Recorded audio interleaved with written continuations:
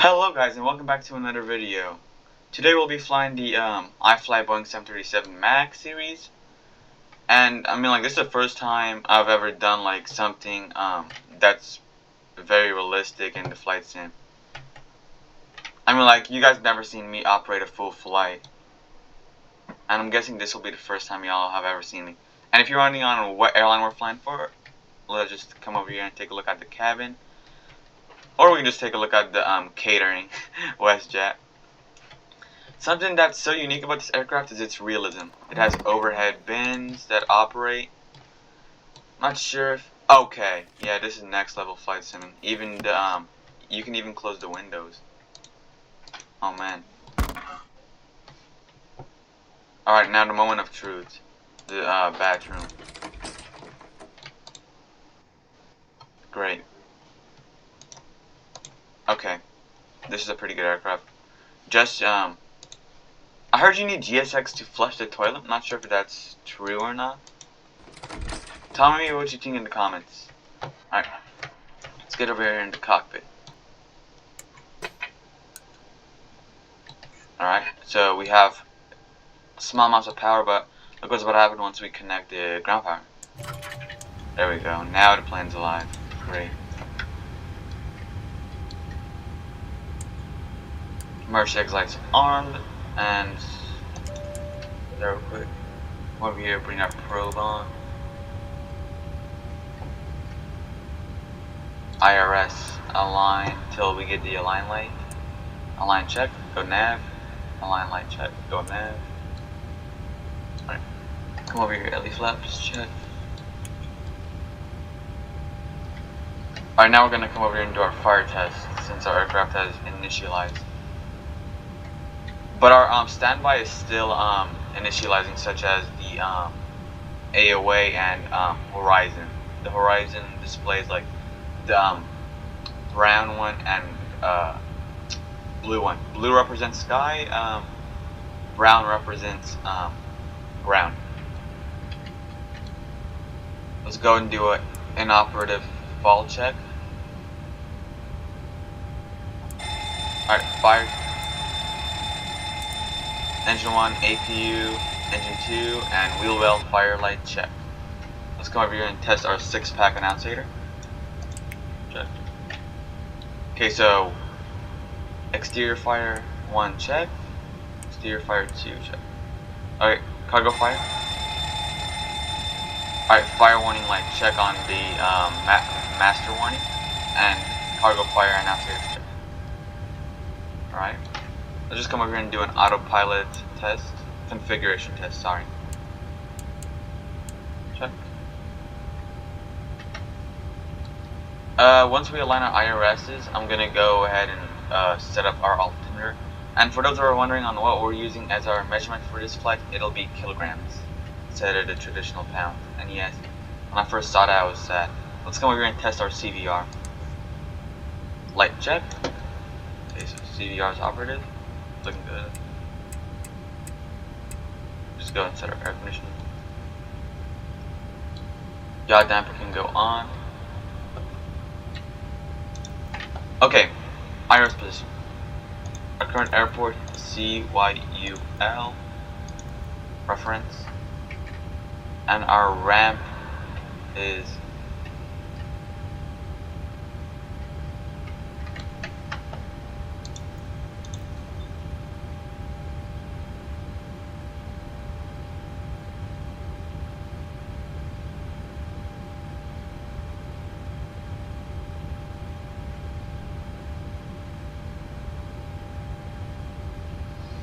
actually, let's take a look at our terminal charts just to make sure. Airport map, we're currently stationed at CYUL, which is Montreal Trudeau. If you want to know how you can spell it, it's Charlie Yankee Uniform Lima. Here we go. Alright. So at the moment,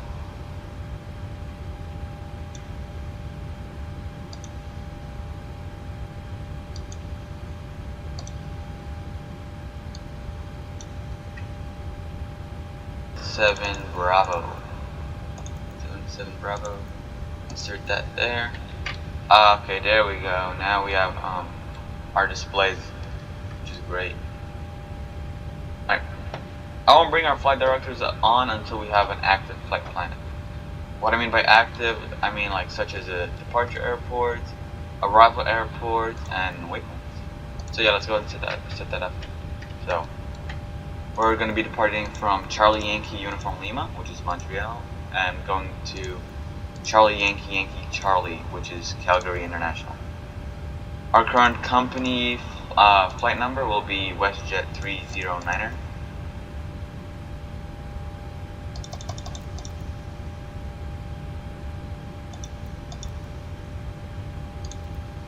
Oh, sorry. WestJet 309er. Okay, departure runway 24 left, just like in real life. Because in real life you don't depart from 24 right. 24 right's only used for arrivals at Montreal. But correct me if I'm wrong. I haven't been to the Montreal airport in like quite a while.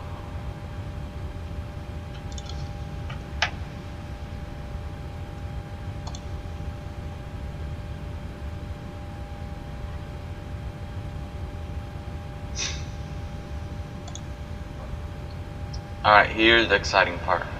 So we're going to be departing via Casca to Bipu.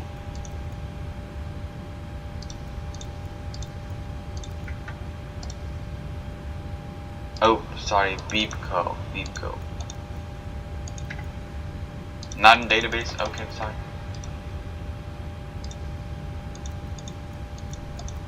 Oh, it was supposed to be with a P. What am I doing?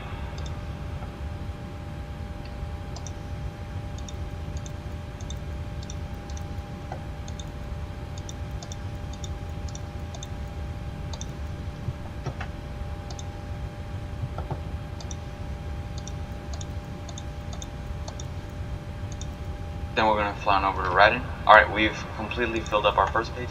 Go and transition on over to the second one. And unfortunately, no, we're not using the standard instrumental departure for this one. We're going to be using direct.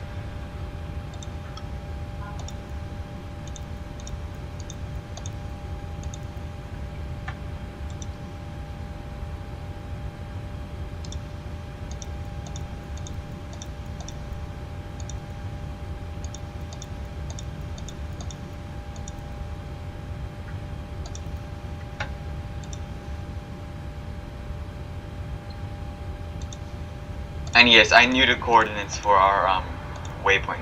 Don't worry, I'm not just accurate guessing. But you don't really get that a lot. You don't get the what's it called? Those coordinates a lot, because usually the only reason why you get those coordinates is only whenever you are like there's multiple waypoints with that name within the database of the airplane. Oh, okay. Okay, no, we're not flying vectors. No thank you plane. Yep, sorry. Gotta go, man. Go and fix that discontinuity.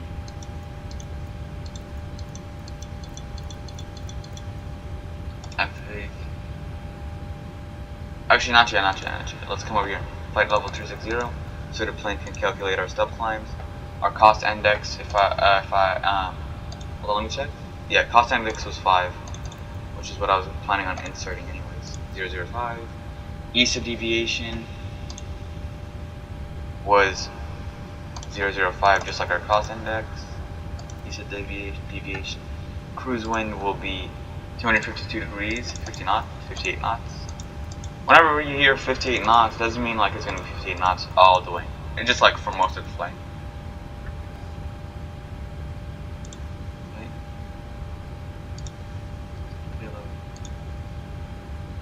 I'm not going to start boarding yet because we don't have air conditioning within the plane. And let's go and get air conditioning going. First, you got to turn on one of the center pumps. If you mentioned. Starts. Oil pressure message check. And since we don't have an EGT display, just got to wait for the APU Gen bus available. Like. And I'm just going to turn on APU bleed so the second she decides to bring herself to life, we'll just instantly have power going. I'm sorry, air conditioning. Let's go and perform an annunciator test. Alright. Upper main panel annunciators checked.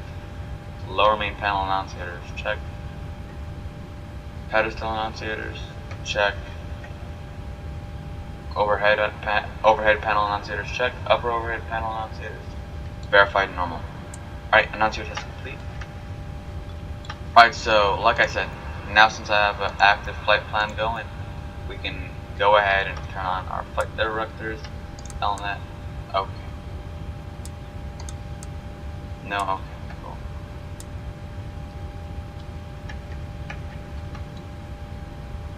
Not on intercept heading.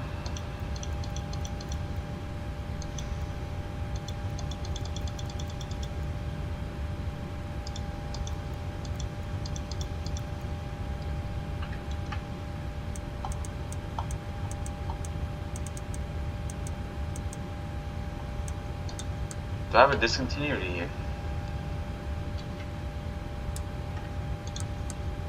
Not on intercept heading. How am I not on the intercept heading? We have no discontinuities. What type of intercept would we have?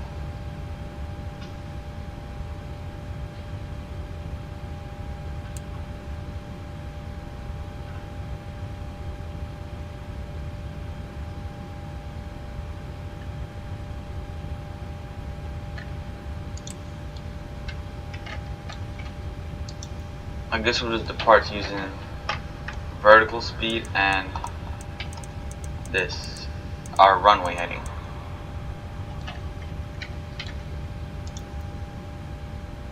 Alright.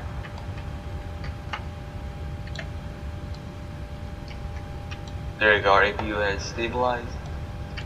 So now we have air conditioning power and electrical power for engine start. And bleed once we were trying to do engine start. The reason why I said that we have electrical power for engine starts because basically once you begin pushback, the GPU and all ground equipment gets disconnected. Let's go and bring all cabin utilities and signs into the on position. And let's just perform one last test, which is going to be the flight recorder test. Overspeed for captain side check. Overspeed first officer side verify. Stick shaker, captain side operable check. Stick shaker, first officer side, verify operable. Alright.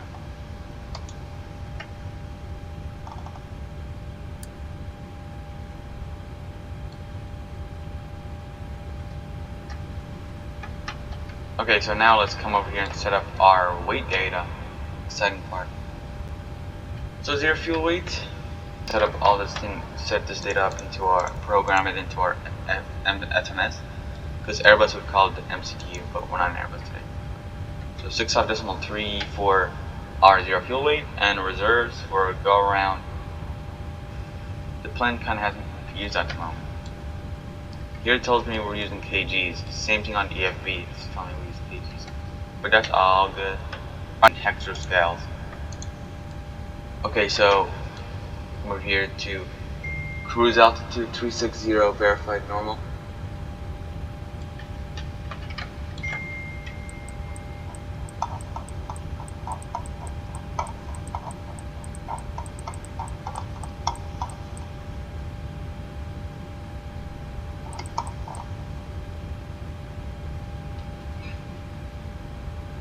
(360) check.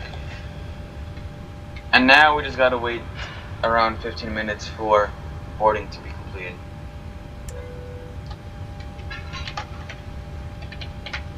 No need for light.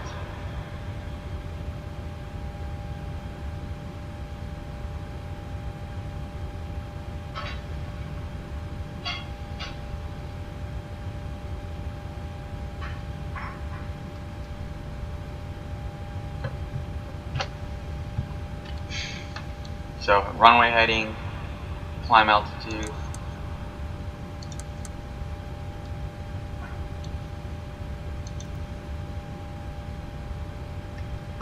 and vertical speed mode.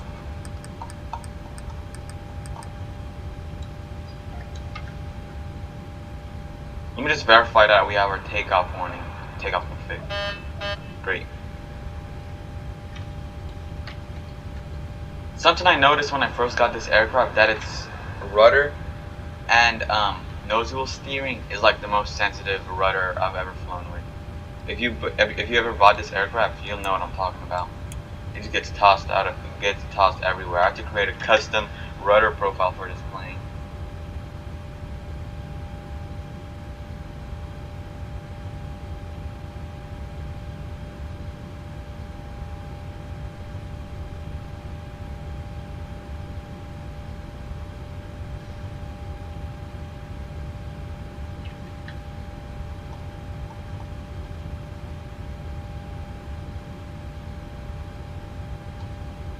I really won't turn TCAS on until we do engine start. Same thing for the weather radar. I'm going to keep it in the off position.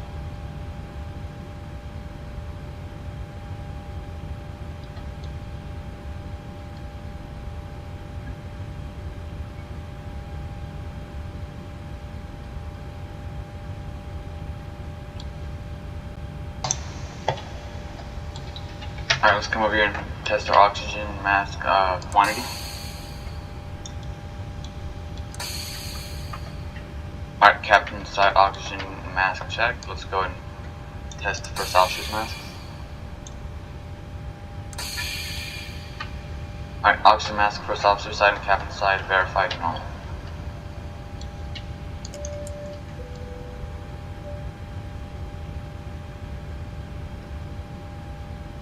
Alright, let's go ahead and begin preparing for our departure out of here. Thanks. So, thrust lever idle. Fuel control switch is cut off, cabin side is secure, cabin crew side is notified, and flight deck door locked. APU available to check. Let's go ahead and bring all of our fuel pumps into the on position. Same thing for our hydraulics. Source APU gen at the moment until we have Gen 2. Engine 1 and D available. I mean they're available to be used. Checklist. Beacon light on. Electrical fuel pumps check. Signs and hydraulics. Air conditioning check as well. Let's go ahead and bring in some brightness. Not flood, but just like highlight them. I just want my letters to be highlighted. Because floodlight at this time would probably be overkill. Because it's not raining or none of that. It's just slightly cloudy. Okay, so parking brake disengage. Oh, here we go on. So parking brake disengage. Beacon, fuel pumps, electrical check. Pumps are secure. Cabin crew says notified. Hydraulics and air conditioning check.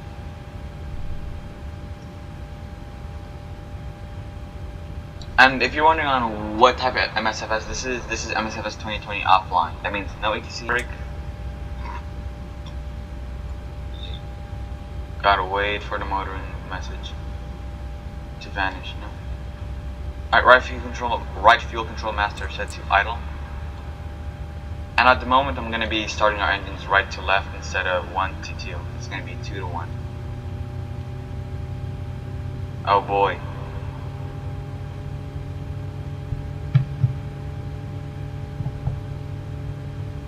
Listen to those leaps though, that leap 1A.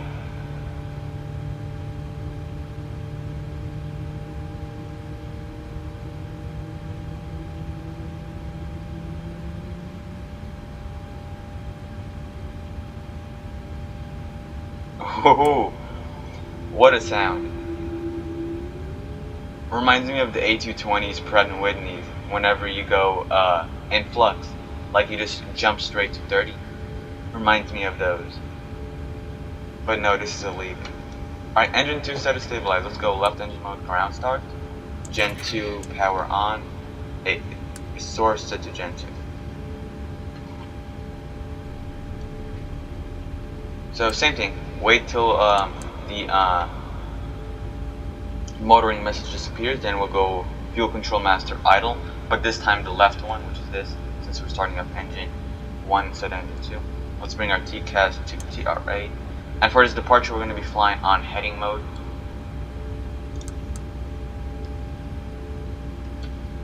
with vertical speed. Motoring message vanished. That means we can go left fuel control master idle position. And since now we have hydraulic power, we can actually go flaps 5. Just for the realism, I'm going to do it in the cockpit. Alright, LE, wait for the LE pumps in transit message. There it is. Once engine 1 stabilizes, we'll go ahead and perform our after engine start flows.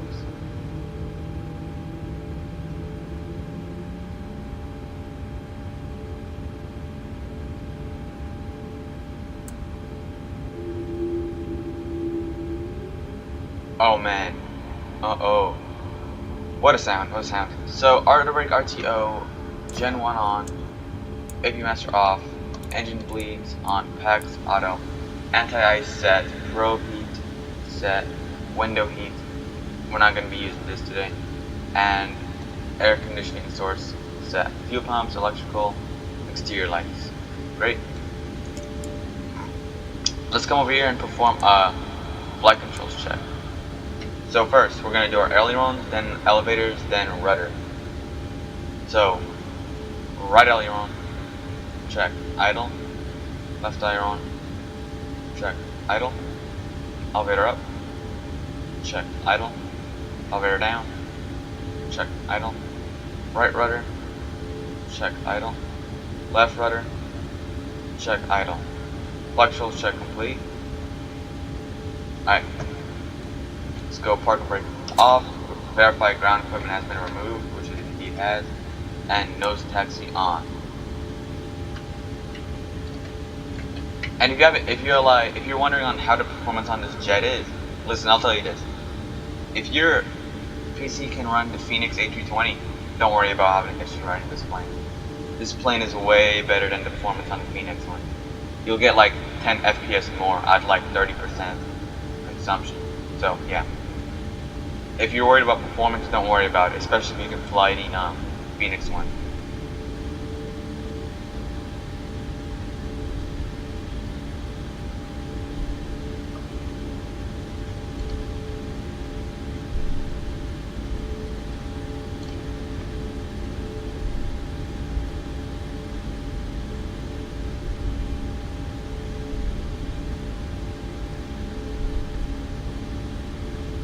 Like I said, once you set up your rudder sensitivity, this is like one of the smoothest planes to nose steer. If you know how to fly the 737NG, don't worry about flying the Max. It's basically the same, just new displays. Just like in real life, if you have a 737NG rating, you'll have the 737 Max rating. But for the 787, if you have the 777 rating, you'll have a 787 rating as well.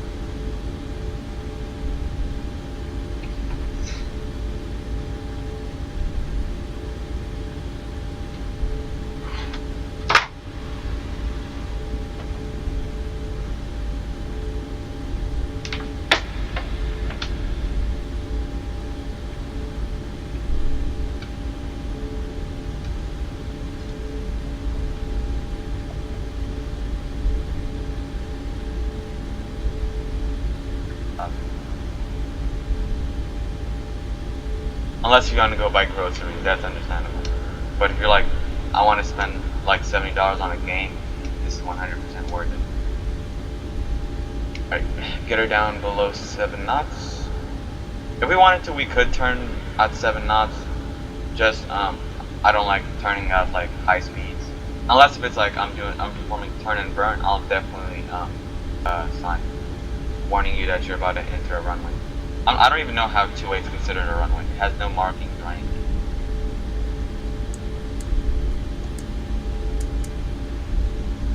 Approaching 2-8. As you can see, runway 2-8 is just tarmac cement. Approaching 2-8. There she is. Alright. As you can see, no legitimate markings. Just cement. That's it. And taxi marks, which is quite worrying. I really don't know how that's considered a runway. Bring our compass light to dim.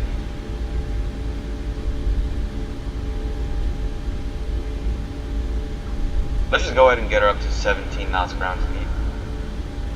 And for this takeoff, we're going to be performing a turn and burn. Because who doesn't like turn and burns? Like, be honest, leave a comment below.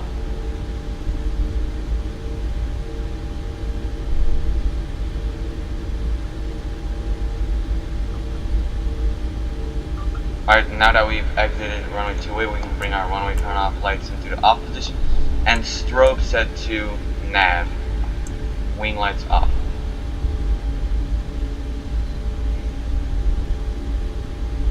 Our takeoff thrust. If you're wondering on what the chrono clock is, it's just a stopwatch. Think of it like you have a watch that just counts like how long you've been flying. It's just a stopwatch. Think of it like that.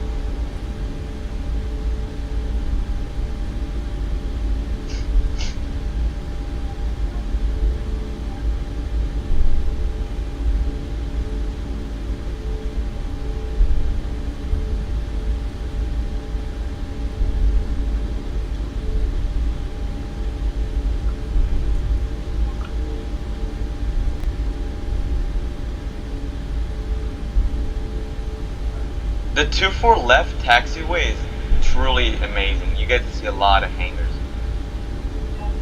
You'll see the Bombardier one, Air Canada, and on the other side there's a lot of airlines there. But if we were to go to 24 right, however, you would see Air Transat and some other companies. There's a lot of hangars at Montreal, especially if you're a passenger. You'll see a lot of hangars whenever taxiing.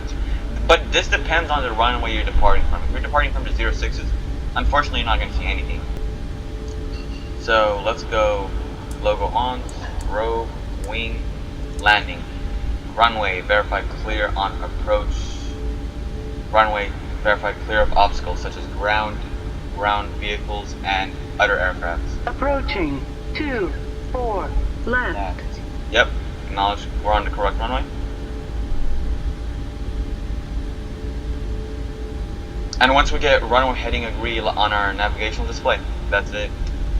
Takeoff thrust, man. Well, not takeoff thrust, but we're going to go 50 for 2 seconds. Once 50 stabilizes, go ahead, climb it up to takeoff thrust. Oh man, that sound truly is beautiful. On runway 24 left. Yep. This is where we want to be. Runway heading agree. Let's go 50. 50 stabilize.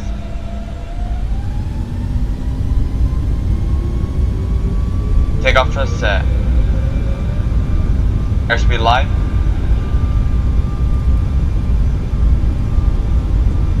Eight knots. Check. Relieve pressure. 100 knots.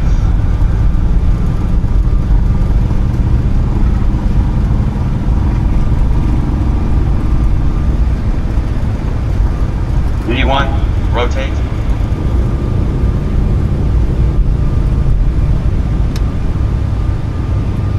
Pause rate climb. Gears up.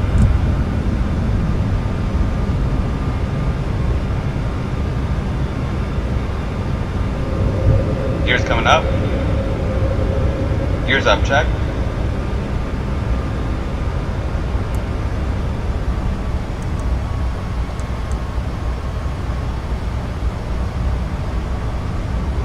Let's go flap 0.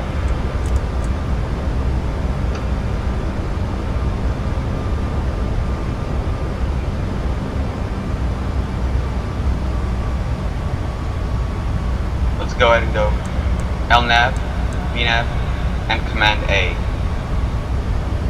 Alright, after takeoff circles, gears up, flaps phase 0, TCAS TRA, and camshaft secure.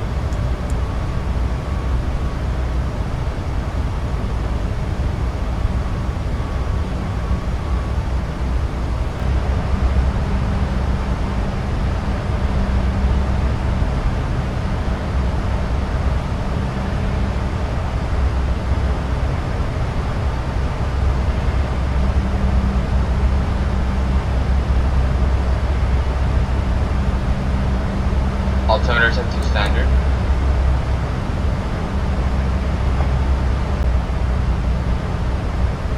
so since we're currently at we've stabilized at 26,000 feet for flight level 260, and we currently we can easily maintain 258 knots.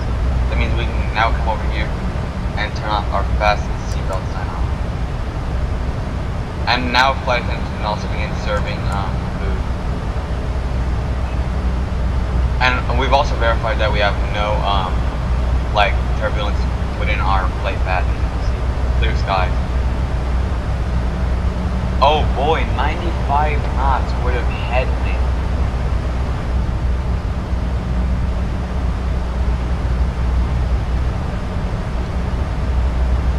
We still got 5 hours to go. Wow.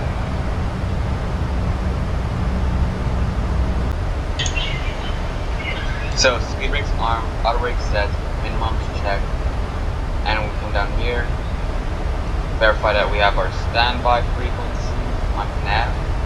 Just go and verify that it's accurate. Yep, 111.150, 111.150. Time set secure, time set notified. We'll keep our engine starters in the normal position off. Once we're like 30 miles away, we'll set them to continue mode.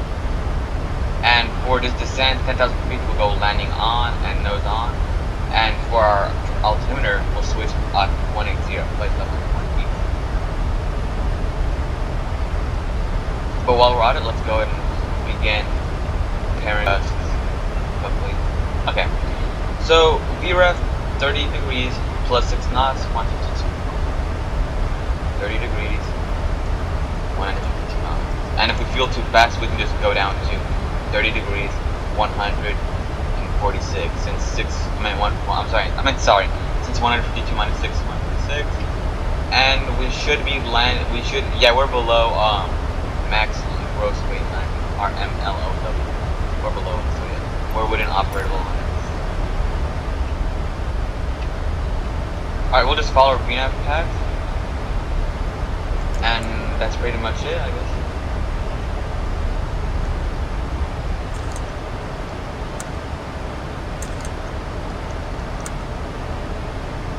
Speed brake arm check.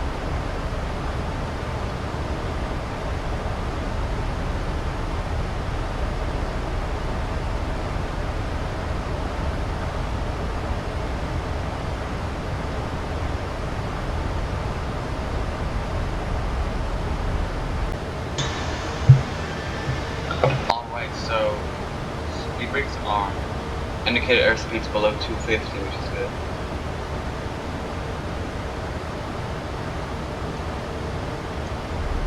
Let's get some speed brakes deployed. Let me just lower our brightness real quick. 995 display brightness. Same thing for our navigational display. We do not want to be staring at the sun. So exterior lights check. Comes as steer. Anti-ice won't be necessary for this landing.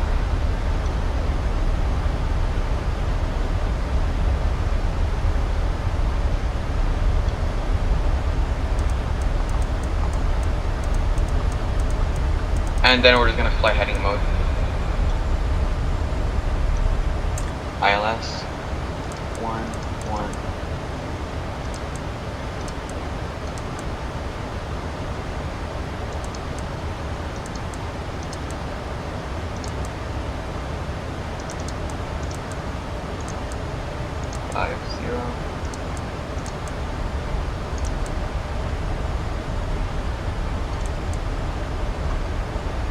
Go ahead and fly heading mode in.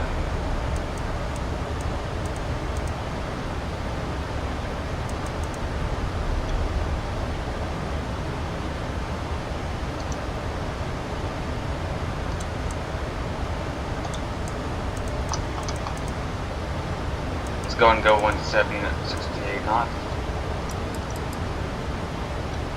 Alright.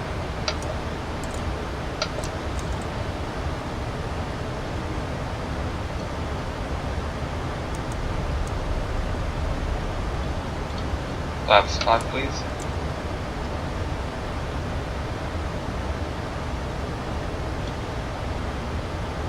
Flaps 5, green light.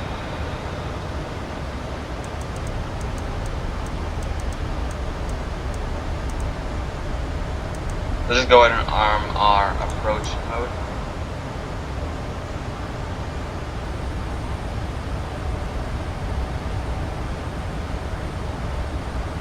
And we'll go runway heading.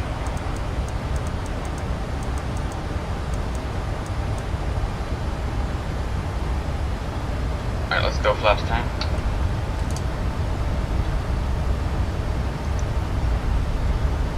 So we're max below gear extension speed, which is 220 knots. We're currently at 168 knots and 152 knots ground speed. True airspeed 184 knots. So yeah, we can definitely deploy our gears.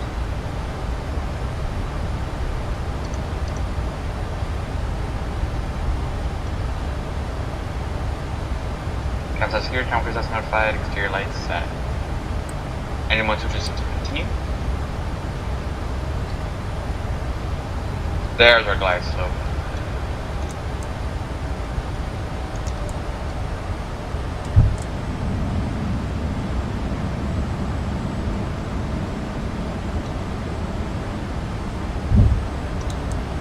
Radar radar off.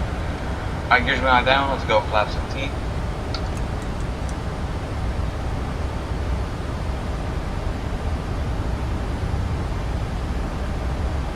Flaps 15, green light.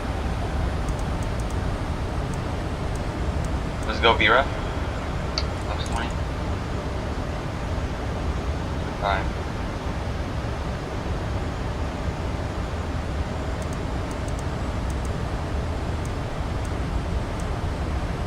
Actually, no, we won't go VREF yet. That's just like gonna make us take longer to get to our right level. So gears going light down, speed brakes armed, runway heading. Agree. Capsize gear, says notified. Landing pressurization altitude verified. Exterior lights check. 2,500. There's our radial altimeter.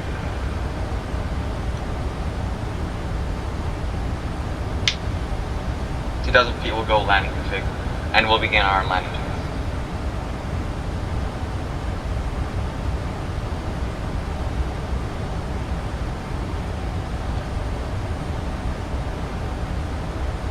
Oh, small amounts of snow. 32 knots of headwind. Oh boy.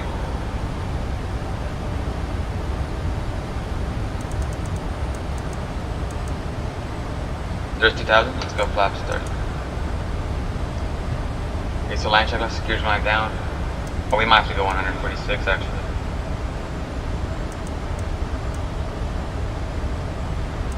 Actually, nah. I think we're pretty good with 152 knots. Gears going down. Flaps 30, green light.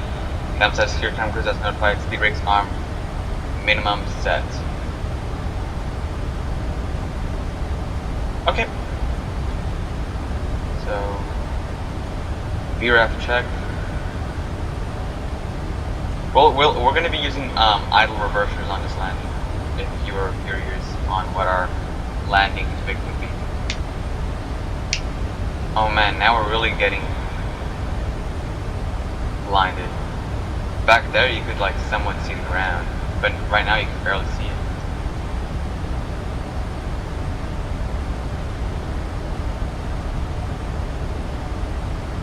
There's our runway. Runway in sight.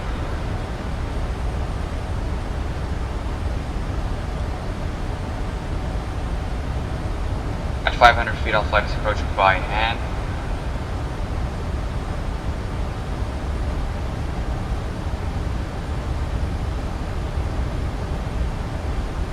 $1,000. Approach, status, stabilize. Glide slope and localizer. Approaching. Stabilize. 3, 5, left. Confirm.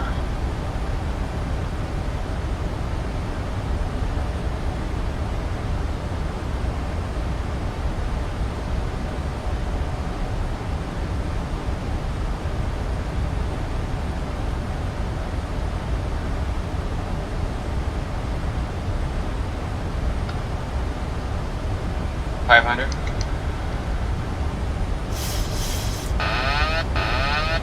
$400. I'm in control.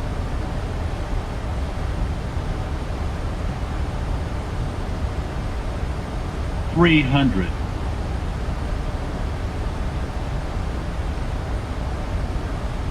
Approaching minimums. Check. 200. Minimums. Continue. 100. 50. 40. 30. 20. 10.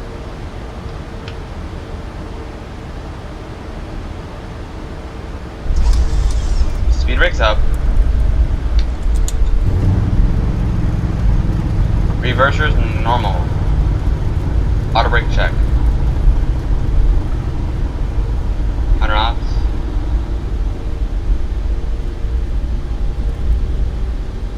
knots. Check. 60 knots totem.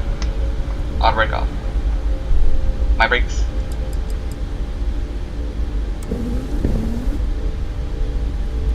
Let's go ahead and follow this turn off point.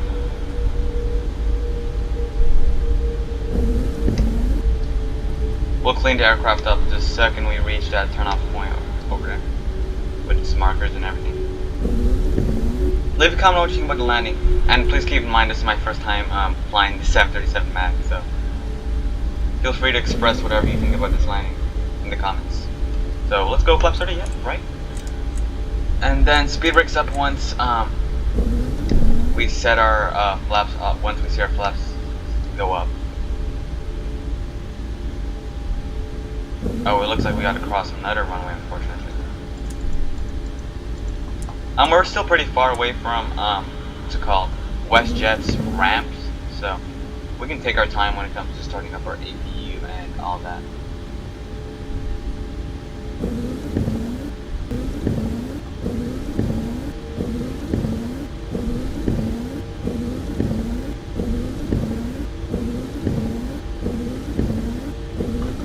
So here's our ramp.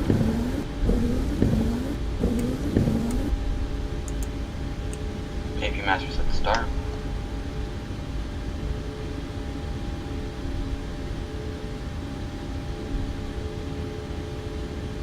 Weather radar. Alright, let's go over our shutdown checklist. So weather radar off, TCAS standby.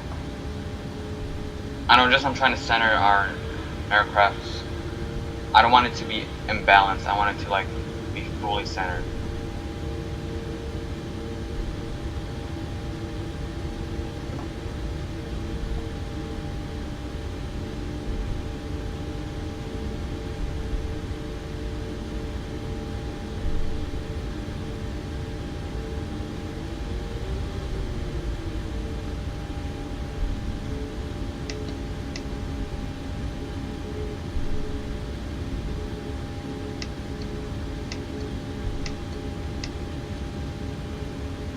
Ready?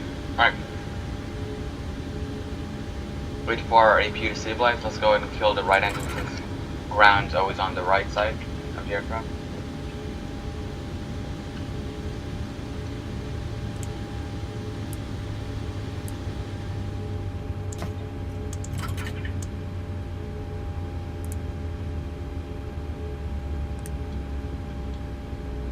That fuel control master. Shut down.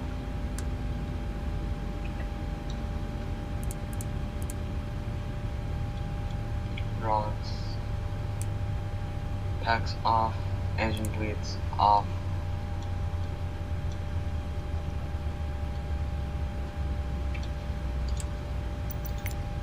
So wait till that thing goes down to below 2.0, and then we can go beacon light off.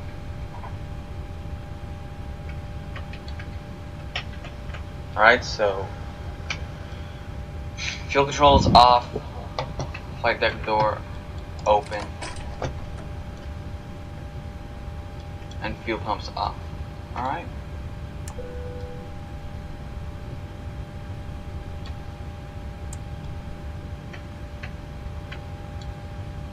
What a flight. Alright, once we're done deboarding, we'll go ahead and start. I don't know how to say this, but powering down aircraft sounds like the best way to say this.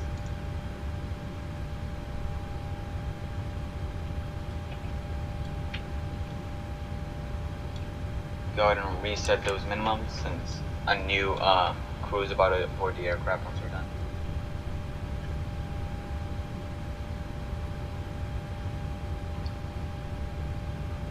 Oh, hey, would you look at that?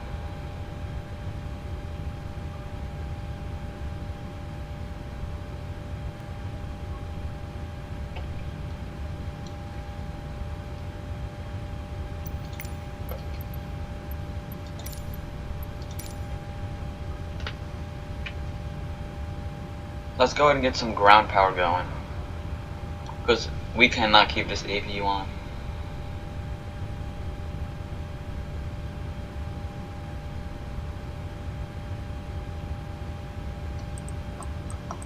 This thing should be at 10,000 default.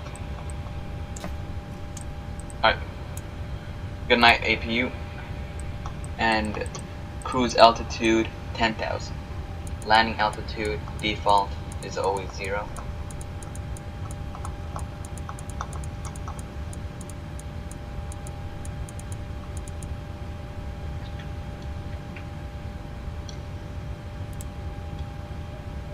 Probe heat off, yaw damper off.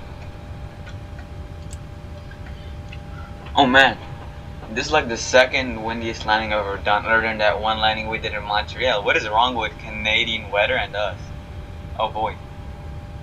And both of them were with the 787 style displays. Because the 737 MAX kind of feels like a 787.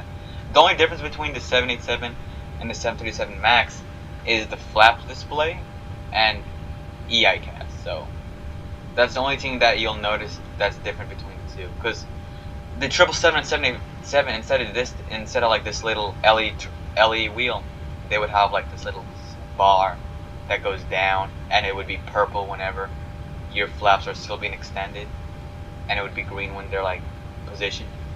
So yeah, if you've flown 787 and 737 NG, you'll 100% have no trouble flying this plane. Here's what I will tell you though: the handling on like the yoke is like, I think, heavier than the PMDG 737 NG, like the next generation 737 that they released. 100% heavier. Unless if you're trying to like, how can I say this? Mess with your sensitivity, and maybe you'll achieve PMDG handling. But other than that, still a good jet. There we go.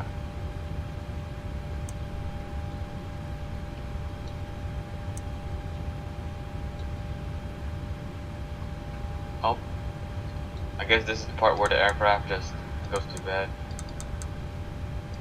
Switch.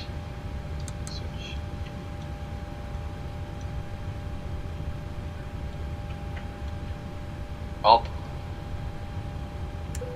No smoking off. Emergency exit lights off.